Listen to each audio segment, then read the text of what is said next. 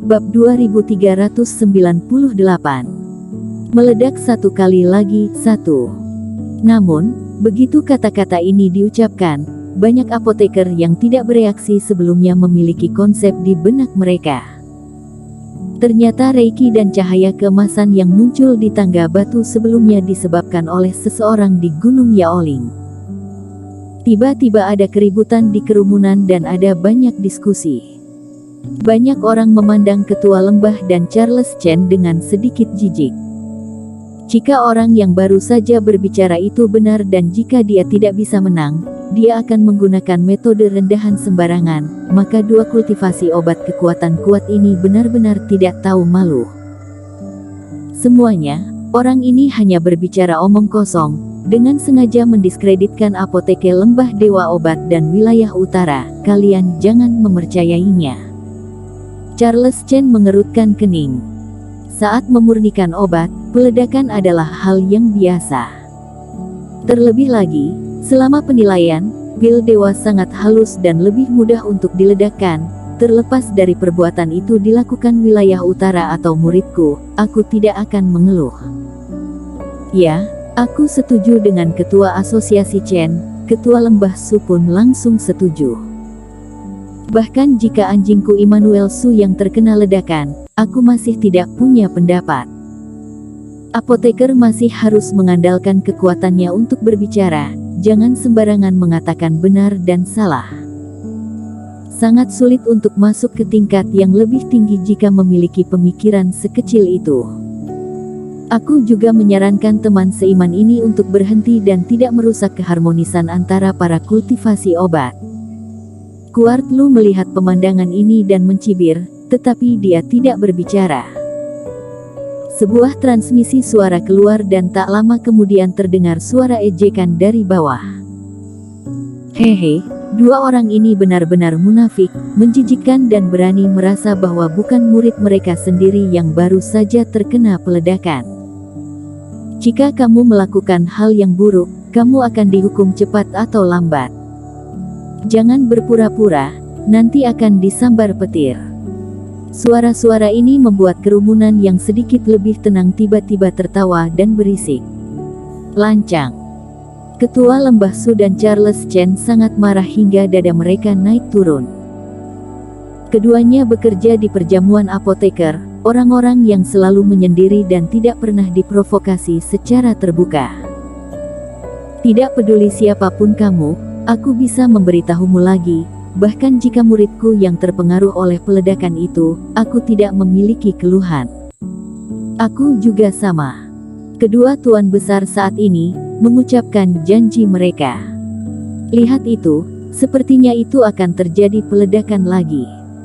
Tetapi begitu kedua suara mereka diucapkan, mereka mendengar seseorang berseru.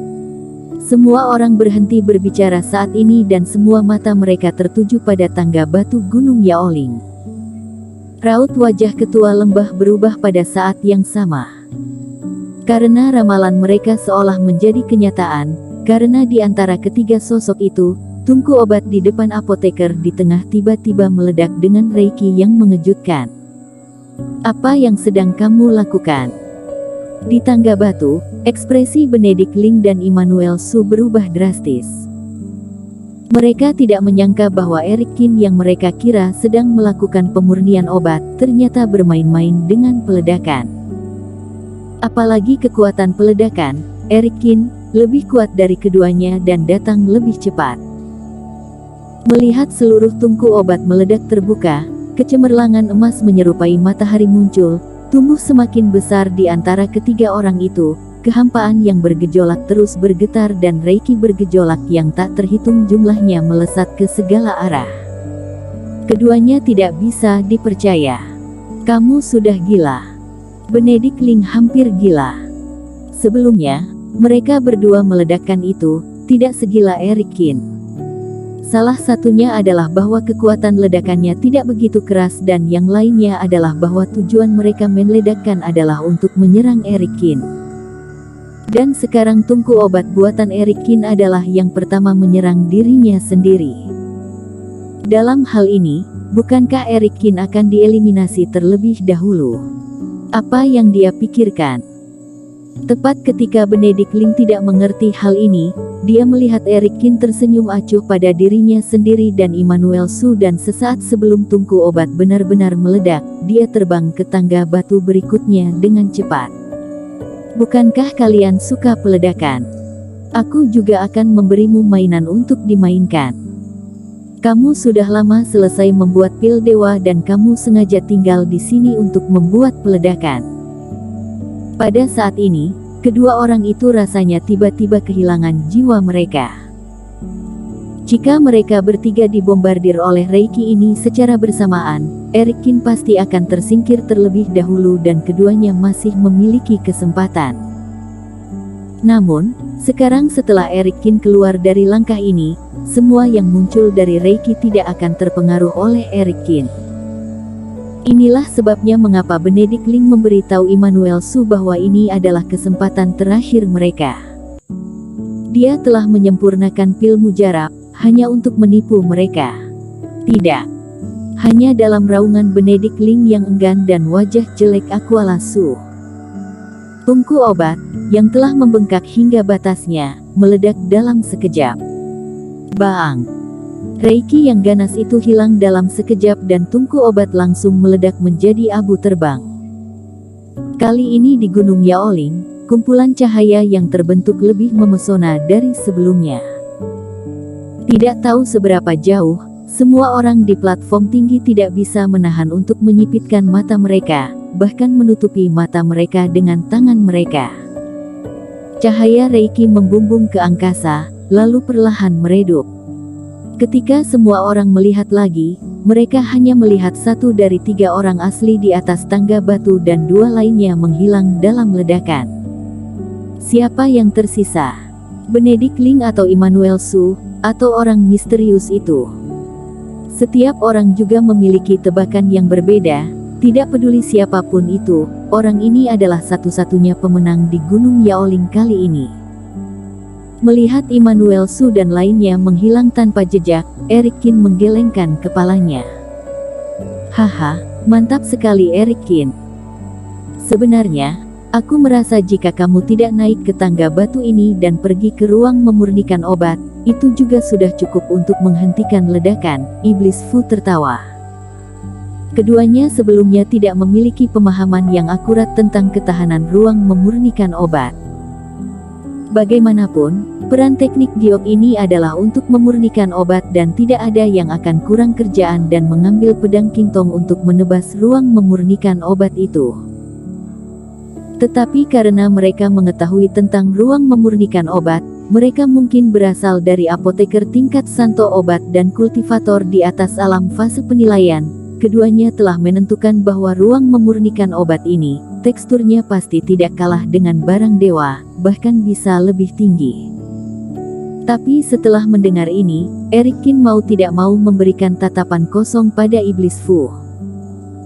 Aku bisa menghindari gelombang Reiki dengan naik ke satu tingkatan tangga, kenapa aku harus menggunakan ruang memurnikan obat dan berjuang keras? Apakah aku gila? Sekarang Benedict Ling dan lainnya telah tersingkir dan hanya Eric Kin yang tersisa di atas tangga batu yang panjang. Adapun apakah Benedict Ling dan lainnya masih hidup atau sudah mati, Eric Kin tidak peduli.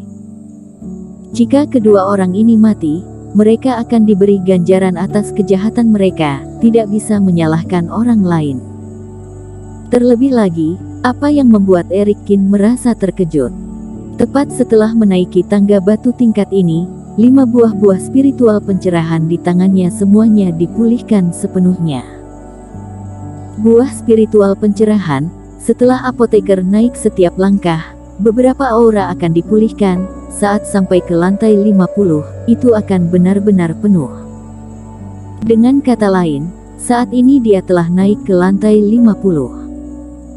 Pada saat ini, kulit buah spiritual setipis sayap jangkrik menembus keluar, dia dapat melihat energi pencerahan yang kaya di dalam, mengalir seperti cairan, yang sangat ajaib. Jika dia menelan 5 buah spiritual ini, tidak tahu apakah dia dapat memecahkan pola dewa kedua. Menekan pikiran yang bersemangat dan menarik napas dalam-dalam, Erikin untuk sementara memasukkan kembali buah spiritual ke dalam sakunya dan sekali lagi mengembalikan perhatiannya pada memurnikan obat. Ini bukan saat yang tepat untuk menelannya, jadi dia harus melihat seberapa jauh dia bisa menaiki tangga batu. Bersambung. Bab 2398. Pencerahan Dewa Obat 2. Puncak Gunung Yaoling adalah tempat Dewa Obat mendapatkan pencerahan. Saat itu, Erikin tahu bahwa tidak ada cara untuk melakukan itu saat ini dan ujian Gunung Yaoling, puncak tertinggi hanyalah tahap ketiga alam Dewa Obat. Tapi dia juga ingin berusaha keras untuk mencapai batasnya.